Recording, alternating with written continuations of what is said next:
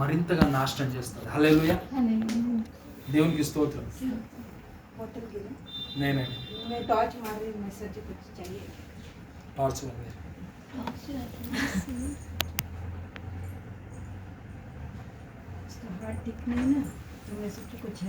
హల్లెలూయా. నేను ఇప్పుడు మీకు ఏం చెప్పినానంటే आत्मिक जीवन में पाप करना गलती नहीं है, उससे भी गलती क्या है, बड़ा गलती क्या है, और इग्नोरेंस बोले तो समझ गए ना. हाँ, जैसा जो भी बोल रहे उसको इग्नोर कर. हाँ, इग्नोर करें. అది చాలా ప్రమాదం. अपन का मन में क्या आता बोले तो सुबह में उठ के प्रेयर करेंगे बोल के आता, अपन क्या करते, नहीं करते, ఇగ్నోర్ करते. హల్లెలూయా. మనం పొద్దున్నే లేచి ప్రార్థన చేయాలనుకుంటాం, లేకపోతే బైబిల్ చదవాలి అని అనుకుంటాం. ఇప్పుడు అనుకునేది ఎవరు అంటే నీ ఆత్మ. హల్లెలూయా. అనుకునేది ఎవరు? నీ ఆత్మ. अपन क्या सोच रहे बोलो तो सुबह में उठ के प्रेयर करेंगे, सुबह में उठ के बाइबल पढ़ेंगे बोल के ऐसा सोच रहे. वो कौन सोच रहे बोलो तो अपन का स्पिरिट सोच रहे. हालेलुया. फिर कौन इग्नोर कर रहे हैं? शैतान है, अपन का शरीर. हालेलुया. మన శరీరము ఏం చేస్తుంది అంటే దాన్ని ఇగ్నోర్ చేస్తా ఉంది. హల్లెలూయా. నేను చెప్తున్నాను అర్థమవుతుందా? మనం ఏం చేస్తున్నాం అంటే మన ఆత్మీయ జీవితంలో ఇగ్నోర్ చేస్తా ఉన్నాం. శరీరాన్ని ఆత్మతోటి తొక్కేయాలి. కానీ ఇప్పుడు రివర్స్ అవుతా ఉంది. ఏమవుతుందంటే శరీరమే ఆత్మను తొక్కేస్తా ఉంది. హల్లెలూయా. హల్లెలూయా. అర్థమవుతుందమ్మా? ఇక్కడ ఏం జరుగుతుంది? ఆత్మీయ జీవితంలో పాపం చేసేటోళ్ళది పెద్ద ప్రాబ్లం కాదు. అట్లా అని చెప్పి పాపం చేయమని చెప్పిన అనుకోకండి, పాపం చేయకూడదు. హల్లెలూయా.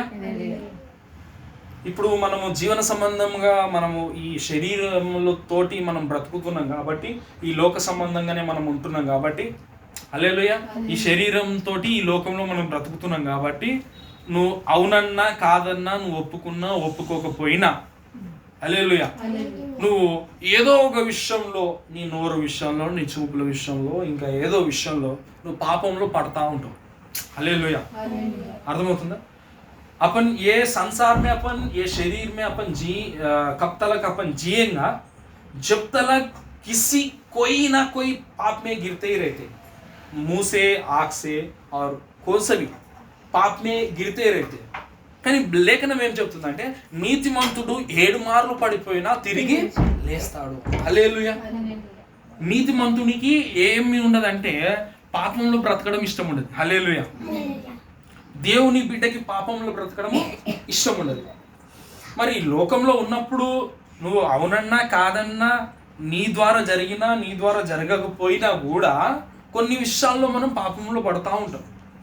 కానీ నీతిమంతుడు ఏం చేయడు అంట? ఆ పాపాన్ని బట్టి సంతోషించాడు, మరలా తిరిగి లేస్తూ ఉంటాడు. హల్లెలూయా. తిరిగి లేస్తూ ఉంటాడు. అదే ఆత్మీయ జీవితంలో నువ్వు బ్రతికి ఉన్నావు అనడానికి ఒక గొప్ప సూచన. హల్లెలూయా. ఇక నువ్వు ఆత్మీయ జీవితంలో నువ్వు చచ్చిపోయినావు అనడానికి సూచన ఏంటిదంటే, ఇక నువ్వు మరలా ప్రయత్నించవు, లేద్దాము, ప్రార్థన చేసుకుందాము, ఆత్మీయంగా బ్రతుకుదాము అని చెప్పి నువ్వు ఏ ప్రయత్నం చేయవు. నువ్వు పాపానికి అలవాటు పడిపోతావు. హల్లెలూయా. ఇదే ఆత్మీయ జీవితంలో మరణం. హల్లెలూయా. ఈ మరణానికి దేవుడు చక్కటి పేరు పెట్టిండు. ప్రకటన గ్రంథంలో ఏమని పేరు పెట్టిండంటే, జీవించుచున్నావన్న పేరు నీకున్నది కానీ నీవు మృతుడేవే అంటున్నా. హల్లెలూయా. ఏమని చెబుతున్నమ్మా? జీవించుచున్నావన్న పేరు నీకున్నది. ఏదో ఆత్మీయ జీవితంలో నువ్వు బ్రతుకుతున్నావు అంటే షోప్ టాప్ చేసుకుంటున్నావు అంతే. ఏంది సిస్టర్ ప్రార్థన చేసినావు అని అంటే నువ్వు చెయ్యవు, కానీ ఏమని చెబుతావు అంటే చేసినావు బ్రదర్ అంట. హల్లెలూయా. హల్లెలూయా. ఇది ఏంది? జీవించుచున్నావన్న పేరు మాత్రమే నీకున్నది, కానీ నువ్వేందంట? మృతుడవే అంటావు. హల్లెలూయా. చెప్పాలి. హల్లెలూయా. ఇక్కడ నేను ప్రాముఖ్యమైన విషయాన్ని నేను మీకు తెలియపరచడానికి వచ్చినాను. అది ఏమనంటే, ignorance is a most danger thing of your spiritual life. Hallelujah. మీ ఆత్మీయ జీవితానికి చాలా భయంకరమైనది ఏదైనా ఉంది అని అంటే అది నిర్లక్ష్య ధోరణి. హల్లెలూయా. ఎప్పుడైతే నువ్వు నిర్లక్ష్యంగా ప్రవర్తిస్తావో అప్పుడు నీ ఆత్మీయ జీవితంలో నువ్వు అనుక్షణం ఏమైపోతున్నావు అంటే పతనం అయిపోతున్నావు అని అర్థం. హల్లెలూయా. ఒక ఆత్మీయుడు ఎప్పుడు కూడా నిర్లక్ష్యంగా ఉండడానికి వీల్లేదు. హల్లెలూయా. ఇప్పుడు మనం ఒక ట్రైన్లో వెళ్తున్నాం అనుకోండి, ట్రైన్లో వెళ్తున్నాం, నువ్వు మెలకనే ఉన్నావు. హల్లెలూయా. నువ్వు మెలకనే ఉన్నావు, కానీ ఒక దొంగ వచ్చి నీ జోక్ కత్తిరించుకొని పోయాడు, లేకపోతే నీ మెడలో ఉన్నటువంటి ఆ బంగారు చైను కట్ చేసుకొని పోయాడు. నువ్వు మెలకనే ఉన్నావు, ఆ చైన్ కట్ చేసుకొని పోతున్నా కూడా నీకు సోయలేదు అంటే నువ్వు ఏంది అర్థం? నువ్వు మెలకలేవు, నిర్లక్ష్యంగా ఉన్నావు అని అర్థం. హల్లెలూయా. నేను చెప్పేది అర్థమవుతుందా? నిర్లక్ష్యంగా ఉంటే ఏమవుతుందంటే సాతాను నీ మీద దాడి చేస్తూ ఉంటాడు. హల్లెలూయా. దాడి చేసినా నీకేమున్నదంటే షో ఉండదు. హల్లెలూయా. అర్థమవుతుందమ్మా? దాడి చేస్తున్నా సైతాన్ మన మీద దాడి చేస్తున్నా మనకి ఏమీ అర్థం కాదంటే ఏమీ అర్థమై కానీ అసలు మన కంటికి ఏమి కనబడినే కనబడదు. సాతాను గాడు ఎట్లా దాడి చేస్తుండో మనకు అర్థమే కాదు. అప్పుడు మనం ఏమైపోతామంటే నష్టపోతాం. హల్లెలూయా. హల్లెలూయా. దేవుడు చెప్తున్నాడు, నువ్వు నష్టపోకుండా ఉండాలి అంటే నువ్వు మెలకువగా ఉండాలి. హల్లెలూయా. నువ్వు మెలకువగా ఉండాలి అంటే నువ్వేం చేయాలి? మెలకువగా ఉండాలంటే ఏం చేయాలి? హల్లెలూయా. ఆత్మీయ జీవితంలో ఎప్పుడు కూడా చురుకుగా ఉండాలి. పాటలు పాడేటప్పుడు చురుకుగా ఉండాలి, వాక్యం వినేటప్పుడు చురుకుగా ఉండాలి, ప్రార్థన చేయడానికి చురుకుగా ఉండాలి. అన్ని విషయాల్లో ఆత్మీయ జీవితంలో మనం ఎలాగ ఉండాలంట? చురుకుగా ఉండాలి. నిర్లక్ష్యంగా ఉంటే నీవు ఆత్మీయ జీవితంలో ఎట్లా అయిపోతావు అంటే నీవు సాతాను వచ్చి నీ దగ్గరికి దోచుకొని పోతా ఉంటాడు. నిజానికి మందిరానికి వచ్చేది మనం వస్తున్న దేని గురించి అంటే ఈరోజు దేవుని దగ్గర నుండి ఏదో ఒక వాక్కు మనం పొందుకుంటున్నాం, దేవుని దగ్గర నుండి ఏదో ఒక ఆశీర్వాదం మనం పొందుకుంటున్నాం. దేవుడు మన జీవితంలో ఇలా ఉండకూడదు, ఇలా ఉండు, నీ జీవితంలో ఈ విషయంలో ఈ కోణంలో నువ్వు మార్చబడాలి అని చెప్పి నువ్వు ఆ వాక్కు పొందుకుంటున్నావు. వాక్కు పొందుకున్న తర్వాత కూడా నువ్వు ఏం చేస్తున్నావు అంటే నిర్లక్ష్యంగా ఉంటున్నావు. అప్పుడే అపవాదం వచ్చి ఏం చేస్తుందంటే నీ లోపల విత్తబడిన ఆ వాక్యాన్ని పట్టుకొని పోతుంది. హల్లెలూయా. నేను చెప్తా ఉన్నది అర్థమవుతుందమ్మా? నిర్లక్ష్యంగా ఉండడం వల్ల ఈరోజు దేవుడు నీకు ఇచ్చినటువంటి ఈ దివ్యమైన వాక్కు, ఆ వాక్కు నిన్నేం చేస్తుందంటే నీ జీవితంలో ఆత్మీయ జీవితంలో నిన్ను కడుతుంది, దేవునితో నిన్ను ఐక్యపరుస్తుంది. హల్లెలూయా. దేవునితో నిన్ను ఐక్యపరిచేటటువంటి ఆ దివ్యమైన వాక్కును ఎవడొచ్చి ఎత్తుకుపోతున్నాడు అంటే సైతాను గాడు వచ్చి సింపుల్గా ఎత్తుకొని పోతున్నాడు, బికాస్ ఆఫ్ నిర్లక్ష్యం. హల్లెలూయా. అదే మాట యేసుక్రీస్తు చెప్తా ఉన్నాడు, సాతాను వచ్చి వారి హృదయంలో విత్తబడిన ఆ విత్తనమును దొంగిలిస్తా ఉన్నాడు. హల్లెలూయా. ఈ రీతిగా మనము జీవించడానికి వీలు లేదు. ఈ రీతిగా జీవిస్తే మనము ఒకటేసారి చనిపోం, కానీ మెల్లమెల్లగా మెల్లమెల్లగా మెల్లమెల్లగా మెల్లమెల్లగా మెల్లమెల్లగా చచ్చిపోతాం. ఒక స్టేజ్ వస్తుంది, నీకు మరలా ఎవరైనా వచ్చి వాక్యం ప్రకటించినారనుకో, మాకు అన్నీ తెలిసిపో. హల్లెలూయా. హల్లెలూయా. నేను చాలామంది ఇంతమందిని చూసినా పాస్టర్ల కొడుకులు సంఘానికి వచ్చి వచ్చి వచ్చి వచ్చి వచ్చి ఆగిపోయిన వాళ్ళు చాలామందిని చూసిన. ఏంది తెలిసిన, వాళ్ళు వస్తూ ఉండరు, ఆత్మీయ జీవితంలో బలపడరు, ఏం చేయరు, వాళ్ళు ఎక్కడున్న గొంగడి అక్కడనే ఉంటుంది. కొన్ని రోజుల తర్వాత వాళ్ళకి ఏమైపోతుంది అంటే ఎంత ప్రార్థన చేసినా, ఎన్ని చర్చలకు పోయినా, ఎన్ని ప్రేయర్లు చేయించుకున్నా మా బ్రతుకు మా పరిస్థితులు మారటం లేదు, కాబట్టి ఇక దేవుణ్ణి వెంబడించడం వేస్ట్ అనుకుంటారు. హల్లెలూయా. కొన్నిసార్లు ఆ ఆలోచన సాతాను గారు తీసుకుని వస్తుంది. ఒక అయ్యగారు ఒక మంచి పాట రాసింది, అదేమనంటే అదొక పాట ఉంటుంది చూడండి, ఏం పాట అది? దుష్టుల క్షేమమునే చూచి ఇక నీతి వ్యర్థమని అనుకొనగా. హల్లెలూయా.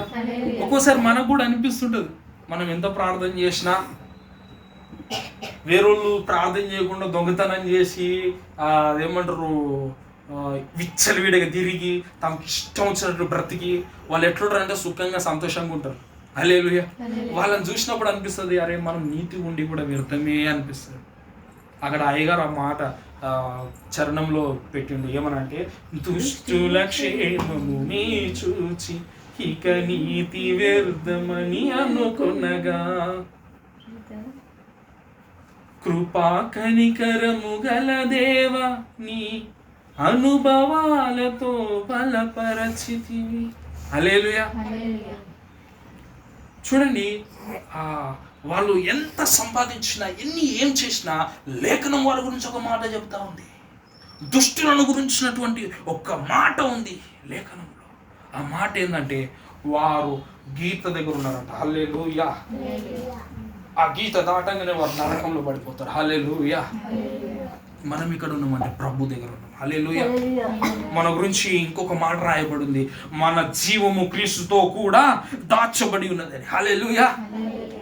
ఇప్పుడు మన జీవము, మనము జీవించుచున్న ఈ జీవితం అంట మన ఎవరితో దాచబడిందంటే క్రీస్తుతో కూడా దాచబడింది. మరి అన్యులు ఇప్పుడు నువ్వు లోకంలో చూసినట్లయితే వాళ్ళు అన్ని క్షేమంగా, అన్ని విచ్చలవిడిగా, అంత సంతోషంగా వాళ్ళు కనబడుతున్నారు. కానీ వాళ్ళు ఎక్కడున్నారంటే గీత దగ్గర ఉన్నారంట. ఆ గీత ఏంటో తెలుసిన? మరణం. ఒకసారి వారు మరణించారు అనుకో, ఇక వాళ్ళకి ఏ ఆప్షన్ ఉండదు, సడాల్లో పోయి నరకంలో పడిపోవాల్సిందే. హల్లెలూయా. చూడండి, యేసుక్రీస్తు చక్కటి ఉపమానాలు ఎన్నో మనల్ని బలపరచడానికి ఉపమానాలు చెప్తూ ఉన్నాడు. కానీ ఒక ఉపమానం చెప్పినప్పుడు మాత్రం పేరు చెప్పిండు. ఏం పేరంట ఆయన పేరు? లాజరు. ధనవంతుడు, లాజరు. హల్లెలూయా. ధనవంతుడు ఒకడు ఉన్నాడంట. వాడు ఇష్టం వచ్చినట్లు తిని తాగి బాగా ఏమంటారు సుఖిస్తూ ఉన్నాడంట. వాని రొట్టె ఆ బల్ల కిందికి పోయి అక్కడ పడిపోతే ఆ లాజరు ఆ రొట్టెని తిని బ్రతికిండంట. కానీ ఒకరోజు వాళ్ళిద్దరికి మరణం వచ్చిందంట. ఒకటే రోజు వచ్చిందంట. దేవునికి స్తోత్రం. హల్లెలూయా. ఒకటే రోజు మరణం వస్తే లాజరేమో అబ్రహాము రొమ్మున ఆనుకొని ఉన్నాడంట. ఈ ధనవంతుడేమో నరకంలో కొట్టుమిట్లు ఆడుతూ ఉన్నాడంట. అప్పుడు పిలుస్తున్నాడు, దేవా వానికేమో పరలోకం ఇచ్చినావు, నాకెందుకు ఈ నరకానికి ఇచ్చినావు? హల్లెలూయా. ఒకరోజు నువ్వు చూస్తూ ఈరోజు వాళ్ళు సంతోషంగా ఉన్నారు, నా దగ్గర ఏమీ లేదనుకుంటున్నావు చూడు. హల్లెలూయా. ఈరోజు నువ్వు వాళ్ళు అన్ని విషయాల్లో బాగున్నారు, వాళ్ళు అన్ని పిక్నిక్లకు పోతారు, అన్నిటి దగ్గరకు పోతారు, అన్నీ తింటారు, అన్నీ చేస్తారు, బంగారం దిగేసుకుంటారని చెప్పి నువ్వు వాళ్ళని చూసి అంటున్నావు చూడు. ఒకరోజు మరణం వస్తుంది. హల్లెలూయా. ఆ మరణం వచ్చినప్పుడు వాళ్ళు ఏడుంటారో తెలిసిన? నరకంలో ఉంటారు. అక్కడ ఏమని ఉంటుందంట? అగ్ని ఆరదు, పురుగు చావదు. అక్కడ ఏడుపు పళ్ళు కొరుకుంటూ ఉంటుందంట. హల్లెలూయా. కానీ మనమైతే మన జీవము క్రీస్తుతో కూడా దాచబడి ఉన్నది. ఇంత గొప్ప భాగ్యము నీకు ఈరోజు దేవుడు ఇచ్చినాడు. అది నీకు అర్థమైతే లేదు. నీవు నీ ఆత్మీయ జీవితంలో నిర్లక్ష్యంగా ఉంటున్నావు. దొంగ వచ్చి నీ దగ్గర నుండి దోచుకొని పోతుంటే కూడా నీవు సోయలేని స్థితిలో నువ్వు ఉంటున్నావు. హల్లెలూయా. దేవుడు చెప్తుండు, అలాగా నువ్వు ఉంటే ఒకరోజు నువ్వేమైపోతావో తెలుసా? చాలా చూసినాం లేండి. నమ్మండి బ్రదర్, దేవుడు గొప్ప కార్యాలు చేస్తాడు అని అన్నప్పుడు వీళ్ళు అంటారు, ఏమంటారు అంటే, మేము ఎప్పుడో పోయినామండి, అప్పుడే చచ్చిపోయాను. మా అమ్మ ఉంటుంది, మా అమ్మ కూడా దేవుని నమ్ముకున్నది. దేవుని నమ్ముకొని ఇప్పుడు అన్యున్ని ప్రేమించి పెళ్లి చేసుకొని అన్యుని దగ్గరకు వచ్చి అన్యునితో కాపురం చేసి మొత్తం విగ్రహారాధనలోకి వెళ్ళిపోయి ఇప్పుడు నేనేమన్నా చెప్పింది అనుకో, ఏమన్నా అన్నీ తెలుసాట. హల్లెలూయా. ఏం తెలుసాట? అన్నీ తెలుసాట. నిజం చెప్పాలంటే ఆమెకి ఏమి. హల్లెలూయా. ఈరోజు ఎవరైనా ఏమైనా ఆత్మీయ విషయాలు చెప్తున్నప్పుడు నాకు అన్నీ తెలుసు బ్రదర్ అన్నారు అనుకో, వాళ్ళని మనం అనుకోవాలి ఏమీ తెలియదు నీకు. హల్లెలూయా. ఏం తెలుసు నీకు? ఏమీ తెలియదు. నువ్వు తెలుసుకునేది ఎంత? గోరంత. తెలుసుకోవాల్సింది ఎంత? కొండంత. హల్లెలూయా. హల్లెలూయా.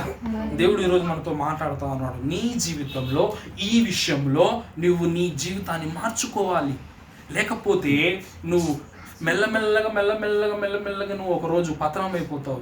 ఒక స్టేజ్కి నువ్వు వచ్చేస్తావు. ఆ స్టేజ్ వచ్చిన తర్వాత ఇక నీకు ఎవరు చెప్పినా వినవు. హల్లెలూయా. అర్థమవుతుందమ్మా? ఎవరు చెప్పినా నువ్వు వినవు. ఇక నువ్వు మైండ్లో బలంగా ఫిక్స్ అయిపోతావు.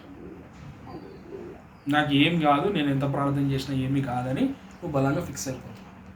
చూడండి, ప్రార్థన ఆత్మ లోకంలో ఒక ఇంపాక్ట్ క్రియేట్ చేస్తుంది. హల్లెలూయా. ప్రార్థన ఆత్మలోకంలో ఒక ఇంపాక్ట్ క్రియేట్ చేస్తుంది. ఏంటంటే అది శక్తి దయచేస్తుంది. హల్లెలూయా. ప్రార్థించడం వలన మనం ఏమవుతామంటే శక్తివంతులంగా మార్చబడతాం. హల్లెలూయా. రెండోది, మనం ప్రార్థించడం ద్వారా దేవునితో మనము ఏమవుతామంటే కనెక్షన్ కలిగి ఉంటాం. హల్లెలూయా. ప్రార్థించడం ద్వారా మనం ఏం కలిగి ఉంటామండి? దేవునితోటి ఐక్యత కలిగి ఉంటాం. అనుక్షణం ఇప్పుడు నీకు ఏదన్నా వచ్చిందనుకో, నువ్వు ప్రార్థన చేసి కన్ను పెట్టుకొని ఈ పని నేను చేయాలా వద్దా ప్రభువా నువ్వు చెప్పు అని చెప్తావు. నీ చిత్తం ఏంది నాయన, ఈ పని విషయంలో ఈ ఈ ఈ కార్యంలో నేను నీ చిత్తాన్ని అడుగుతున్న ప్రభువా నువ్వు కనిపెట్టి అప్పుడు దేవుడు ఏం చెప్తాడంటే ఇది చెయ్యి అంటాడు.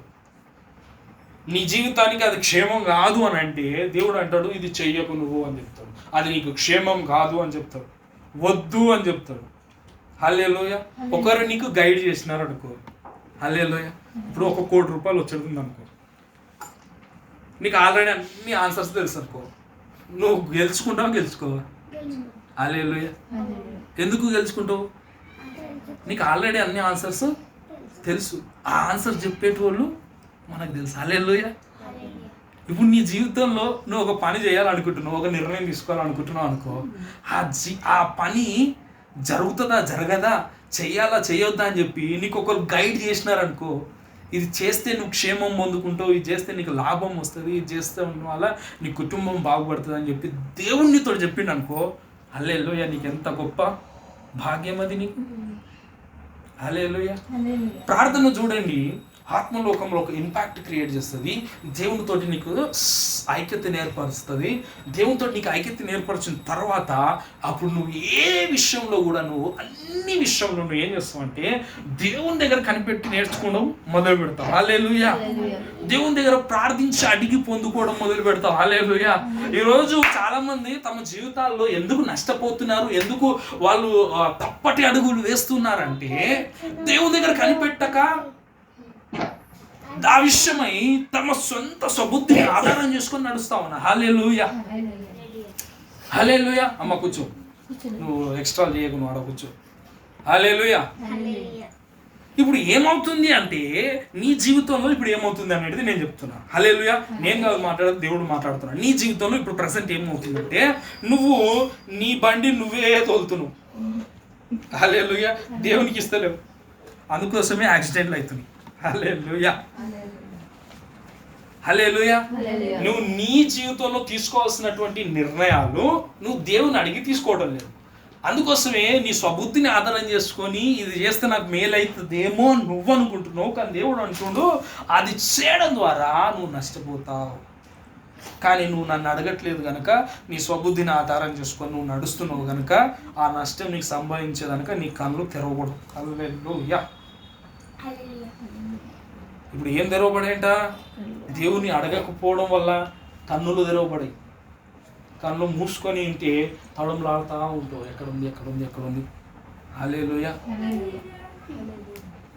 ఎట్లా నేను సంతోషంగా బ్రతకాలి ఈ భూమి మీద, ఎట్లా నాకు బట్టలు వస్తాయి, ఎట్లా నా ఆహారము, నా పిల్లల జీవితం ఏంది అని చెప్పి నువ్వు ఏం చేస్తున్నావు తెలుసా? నీ జీవితంలో తడుములాడుతూ ఉన్నాడు. దేవుడు చెప్పిండు అయ్యో మొదట నా నీతిని నా రాజ్యము నువ్వు వెతకండి, అప్పుడు అవన్నీ కూడా మీకు అనుగ్రహింపబడతాయి. హల్లెలూయా. దేవుడు చెప్తున్నాడు మొదట నా నీతిని నా రాజ్యాన్ని మీరు వెతకండి. మీరేం చేస్తున్నారంటే వీటి కొరకు తడువులాడుతూ ఉన్నారు. నా పిల్లల జీవితం ఏంది, రేపు పొద్దుగల మేము చికెన్ వండుకోవాలా, మటన్ వండుకోవాలా. హల్లెలూయా. దేవుని పేరిట మనం చూస్తున్నా దేవుని వాళ్ళారా, మీరు ఈరోజు తడువులాడుకునే పరిస్థితి మీకు వచ్చింది అని అంటే మీ దగ్గర ఒకటి లోపం ఉన్నది. అదేమనంటే మీరు దేవుణ్ణి అడగకుండానే మీ సొంత నిర్ణయాలు తీసుకోవడం వల్ల మీ జీవితంలో మీరు నష్టపోతూ ఉన్నారు. అపవాదు వచ్చి దేవునిది ఏం తప్పులేదండి. నేను ఇంతవరకు నేను వాక్యం ఏం చెప్తున్నాను అంటే దేవునిది ఏ తప్పు లేదు. ప్రతి ఆదివారం రోజు నీతోటి దేవుడు ఈ విషయంలో నువ్వు మార్పు చెందాలి, ఈ విషయం చెయ్యి, ఈ విషయం చెయ్యకు అని చెప్పి నీకు ఆయన వాక్య రూపంగా ఆయన నీతో మాట్లాడుతూ ఉన్నాడు. నువ్వేం చేసుకుంటున్నావు అంటే సోలు మూసుకుంటున్నావు. హల్లెలూయా. నువ్వు ఇది ఎంత సింపుల్ తీసుకుంటున్నావు అంటే ఏదో మందిరానికి రావాలి, వచ్చి విని వెళ్ళిపోతే చాలు నువ్వు అనుకుంటున్నావు. కానీ కాదు కాదు కాదు, ఈ మాటలు నువ్వు వినడం వల్ల నీ జీవితానికి క్షేమము, అభివృద్ధి. హల్లెలూయా.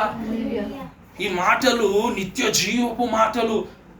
నేను కాదు మాట్లాడేది, నన్ను బలపరిచి నాలో నుండి మాట్లాడుతున్న దేవుడు మీతో మాట్లాడుతూ ఉన్నాడు. నేను ఏమని ప్రార్థన చేస్తానో తెలుసా? ప్రభువా, నేను కాదు, నేను మాట్లాడితే వారి హృదయాలు మార్చబడవు, నేను మాట్లాడితే వారు పరివర్తన చెందరు, నేను మాట్లాడితే వారి జీవితాలకు ఆశీర్వాదం ఉండదు. ప్రభువా, నీవు నాలో ఉండి మాట్లాడని చెప్తాను. హల్లెలూయా. అందుకొరకే దైవజనుడు నిలబడినప్పుడు దైవజనునిలో నుండి దేవుని ఆత్మ మాట్లాడుతూ ఉంటుంది. హల్లెలూయా. ఈ మాటలు సాధారణంగా మీరు తీసుకోవడానికి వీలు లేదు. ఈ మాటల ప్రకారం నువ్వు నీ జీవితాన్ని నువ్వు కట్టుకుంటే నీ ఇంతకుముందు నేను ప్రార్థనలో ఏమని చెప్పిన అంటే, బుద్ధిమంతుని పోలిన వాడవై, బండ మీద తన ఇల్లును కట్టుకున్న బుద్ధిమంతుని పోలిన వాడవై నువ్వు ఉంటావు. ఈ మాటలు నువ్వు నిర్లక్ష్యంగా నువ్వు తీసుకున్నావు అనుకో, బుద్ధిహీనుని పోలిన ఇసుకలో ఇల్లు కట్టుకున్న వాని వలే నువ్వు ఉంటావు. ఇసుక మీద ఇల్లు కడితే ఉంటుందమ్మా? హల్లెలూయా. ఇసుకలో నువ్వు ఎంత పెద్ద పెద్ద బండరాళ్ళు వేసినా కూడా ఇసుకలో ఇల్లు నిలవదు. బండ మీద ఉన్న బలము ఇసుకలో ఉండదు. అప్పటికి నువ్వు కట్టినప్పుడు బాగానే ఉంటుంది, నువ్వు నిర్ణయాలు తీసుకున్నప్పుడు బాగానే ఉంటుంది. కానీ శోధన వస్తుంది చూడు, శ్రమ వస్తుంది చూడు, ఇరుకు ఇబ్బందులు వస్తాయి చూడు, నువ్వు అనుకోని పరిస్థితులు ఎదురైతే చూడు, అప్పుడు నువ్వు తీసుకున్న నిర్ణయం తప్పు అని చెప్పి నీకు అప్పుడు తెలిసి వస్తుంది. హల్లెలూయా. హల్లెలూయా. ఇప్పుడు నీకు బాగానే ఉంటుంది. కాబట్టి దేవుడు చెప్తుండు, నా మాటలు మీరు వినండి. ప్రతి వారము నేను నా దాసుల ద్వారా నీతో మాట్లాడుతూ ఉన్నాను. అక్కడ లాజరు అది ధనవంతుడు అంటా ఉన్నాడు, ఏంది ఏంది ఏంది అంటే ఆయన అంటాడు, భూమి మీద ఉన్నప్పుడే నా ప్రవక్తలు రాసిన గ్రంథం ఉన్నది, నా ప్రవక్తల్ని పంపించిన, వాళ్ళ మాటలు నువ్వు వినకపోతే నీ ఇష్టానుసారంగా నువ్వు జీవించినావు కాబట్టి నరకానికి వచ్చి పడినావు నాయన అంటే, అప్పుడు అంటాడు ఏమని, ఒకటే హెల్ప్ చేయి ప్రభా అంటే. ఏం చేయాలంటే, నాకు మళ్ళీ 5 మంది అన్నదమ్ములు ఉన్నారు, నేను తిరిగి బ్రతికి వాళ్ళ దగ్గర పోయి యేసయ్యని నమ్ముకోండి అప్పుడే మీ జీవితాలు బాగుపడతాయి అని నేను ఇప్పుడు పోయి చెప్తాను, నమ్ముతారు ప్రభా నన్ను పంపానంటే ఆ పని నీది కాదన్నాడట. హల్లెలూయా. హల్లెలూయా. ఆల్రెడీ వాళ్ళ కొరకు ఏమున్నాయంట? గ్రంథం ఉంది, పరిశుద్ధ గ్రంథం ఉంది, తాను పంపించిన దైవ సేవకులు ఉన్నారు. హల్లెలూయా. ఆ సేవకుల మాట వినకపోతే, ఆ గ్రంథంలో ఉన్నది నువ్వు ధ్యానించకపోతే, దేవుడు నీతో మాట్లాడింది నువ్వు నెరవేర్చుకోకపోతే, నీ ఆత్మీయ జీవితాన్ని నువ్వు కట్టుకోకపోతే, నీ సొంత ఆలోచనలతో నీవు నడిపింపబడితే నువ్వు నష్టపోతావు. ఒకరోజు నష్టపోయిన తర్వాత ఎవరు చెప్పినా విను. హల్లెలూయా. మీరు ఆ రీతిగా ఉండడానికి వీలు లేదు. మీరు బుద్ధిమంతులను పోలిన వారే మెలకుగా ఉండి మీరు ప్రార్థన చేయాలి. హల్లెలూయా. బుద్ధిమంతుడు ఏం చేస్తాడండి? మెలకువగా ఉండాలి. హల్లెలూయా. నేను ఉదాహరణకు ఒక మాట చెప్తానండి. నేను బుద్ధిమంతుల్లో బుద్ధిహీనుల్లో మీరే చెప్పండి. నా దగ్గర డబ్బులు ఎక్కువ అసలు ఉండేవు. ఒకవేళ డబ్బులు ఉన్నాయి అనుకో, జోబులో పెట్టుకున్నాడు అనుకో, ప్రయాణం చేయాల్సి వచ్చింది అనుకో, నేనేం చేస్తాను సార్, జోబులో చేయబెట్టుకొని నిలబడతాను. పైసలు పట్టుకొని జోబులో పట్టుకొని నిలబడతా. హల్లెలూయా. ఇప్పుడు నేను ఏం చేస్తున్నా? అనుక్షణం ఏం చేస్తున్నా? నేను అలర్ట్గా ఉంటున్నా. నువ్వు షోకులు బట్టి ఇట్లా నిలబడ్డావు అనుకో, హల్లెలూయా. నేను చెప్తా ఉన్నాను, నిర్లక్ష్య ధోరణి ఆత్మీయ జీవితాన్ని నష్టపరుస్తావు. హల్లెలూయా. మా సిస్టర్కి ఏం అర్థమైతే పాపం అట్లనే చూస్తున్నది.